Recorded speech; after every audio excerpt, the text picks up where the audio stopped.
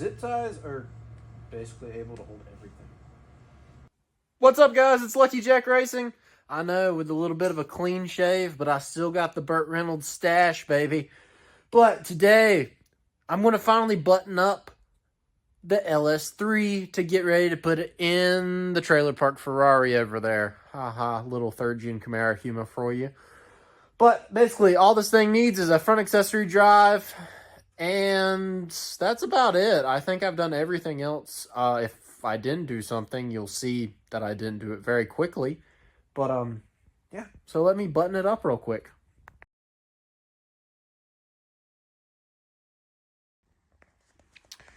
Okay, so things that I did button up. First off, I did finish my brackets. Here, here, and then the two back there that you saw in the previous video. That's to hold my fuel line down. Or fuel rail, excuse me. Just because I'm too cheap to buy the LS3 ones, because they're like $100, and that was free because I had all the materials. Secondly, free steam port. This is 18 Performance or something like that. Basically a Scamazon one. But it worked great on the freaking 5.3 over there. Yeah, sitting in the corner.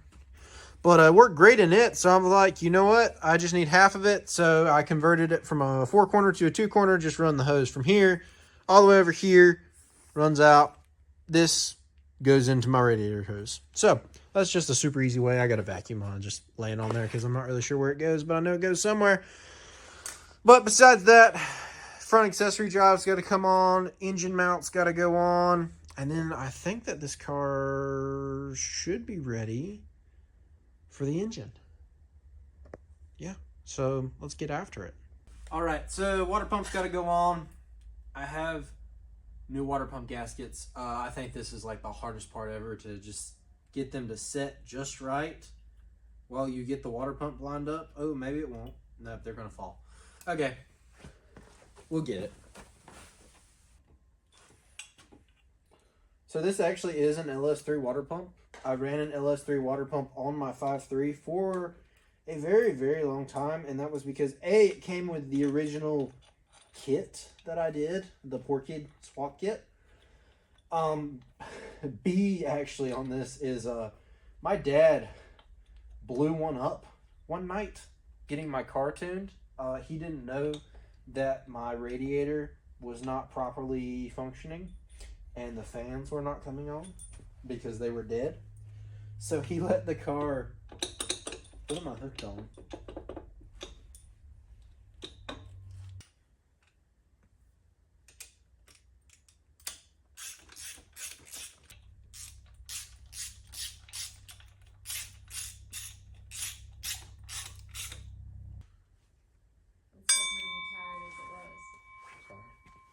So that bracket right there is the beginning of the power steering pump bracket. That's the back of it. Then you have to bolt the front on and bolt the pump from behind.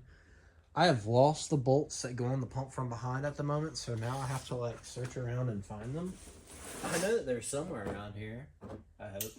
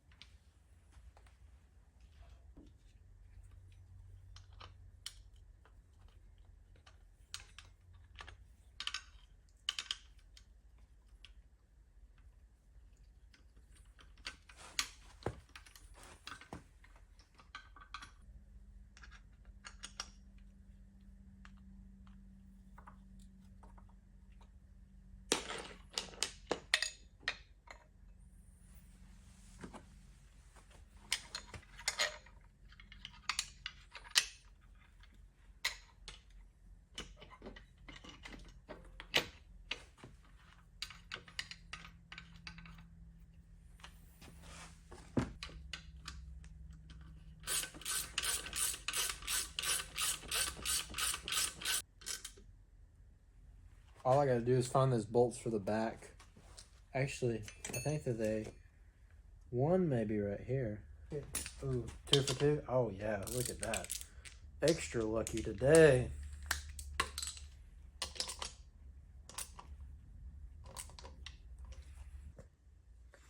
So on an LS3, this port right here on your intake is the MAF sensor port.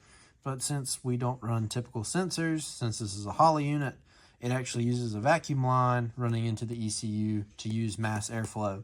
So this is a little billet aluminum piece that I got from Motion Raceworks. I'm gonna put a little nipple on here for the vacuum line, and then it can hook to my ECU and properly read my airflow instead of having to use a factory sensor.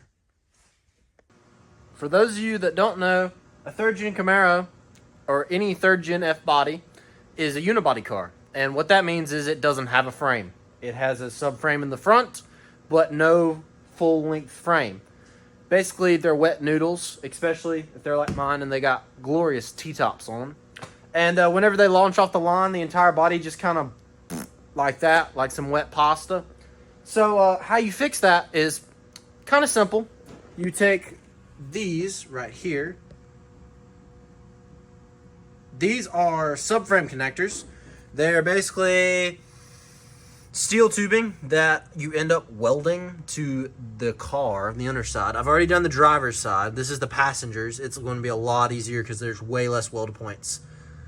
But that is what you kind of do to strengthen a unibody, and this makes it to where it doesn't freaking flex and possibly crack a windshield, something like that. So welding this was about impossible because you have the powder coat on here, which most of it I had taken off, but you can see some of it did burn. Those welds look pretty ugly, I will say. I'm not very proud of them, but I welded it, held it kind of deal. But what I was very disappointed is this piece right here is actually supposed to be flat. And as you can tell, it's not flat. And apparently someone set a lift arm right here, crushed it, got all crunchy. So and I just kind of had to do my best and weld. And yeah, don't look at those welds. They'll be covered with paint and under the car. And then I welded back there and threw a bolt through that. So that should have completely rigid on the driver's side. Just got to do the passengers over there.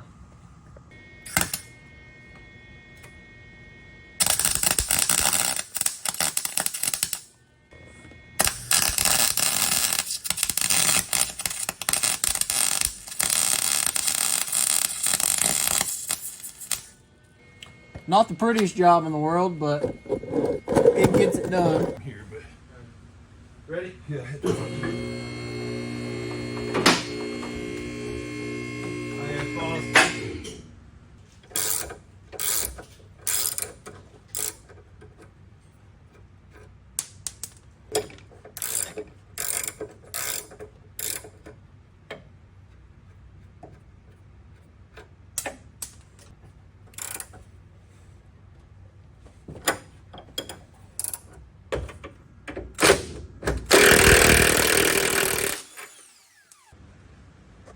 So, top one is bent one, bottom one is new one.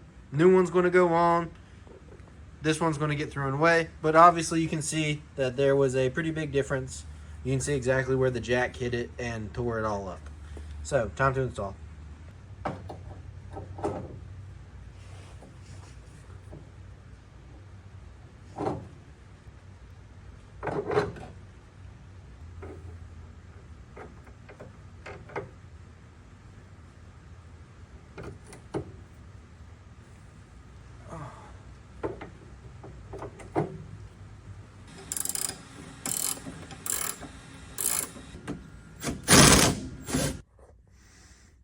We got wires ran, battery cables starting to get set in, fuel pressure regulator is mounted. It's slowly coming together, I feel like.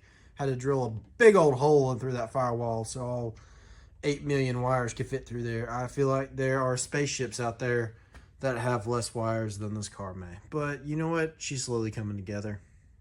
Alrighty, so we had a 4L60 incident about a year ago where I overheated the transmission due to a too big torque converter in the improper application.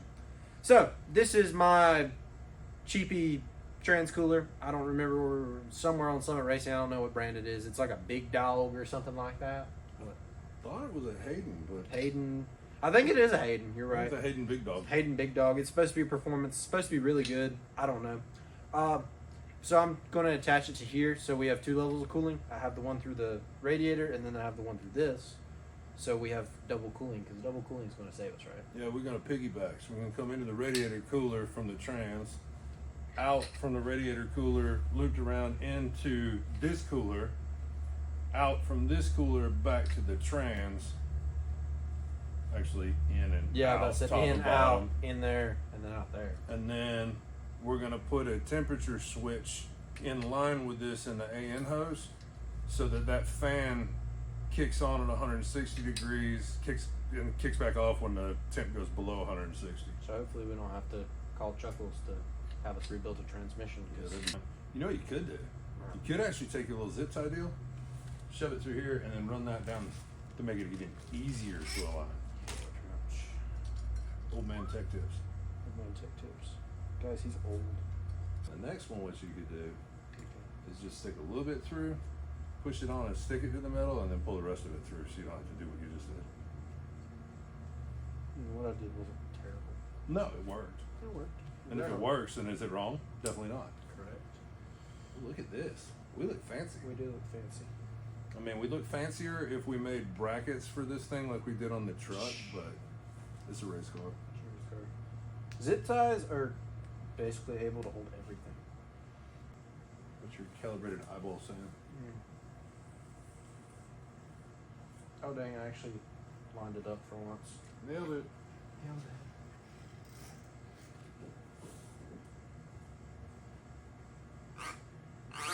Beautiful.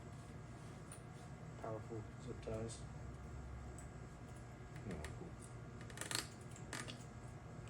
Oh, yeah. Love it. Beautiful. Okay. Finished. That's all we needed. I mean, we don't even have to put it in the car right now. We're just kind of running out of things to do, and we're waiting on parts. So we're just wrapping up little stuff. I think that was actually a pretty big accomplishment. Yep. I put the fans back on now, and we Yeah. call it a day. Yeah, you put the fence right back on. There you have it, ladies and gentlemen. The LS3 is ready to go into the 3rd Gen Camaro because we have our nice little swap set up on the front. We have some nice billet aluminum swap brackets along with the factory brackets right there. We got those on both sides. And you know what? I think that it's almost time. We're still buttoning up the wiring and things on the car, but the chassis itself is actually finished, which is what I was mainly trying to do in this video. So that's fixed. Subframes are welded. They actually look pretty good in here, the subframe connectors. I like them.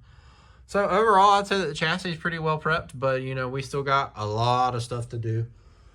So all in all, I'm not mad. All right, ladies and gentlemen, I got the motor almost ready to go in. I also prepped my chassis, and I got my subframe connectors installed. So now whenever I leave the line, it'll go up like that, not twist all over like a wet noodle. I'm very excited to get to almost have this car back together. It's super close. There's still some wiring stuff that needs to be addressed before the motor can go in.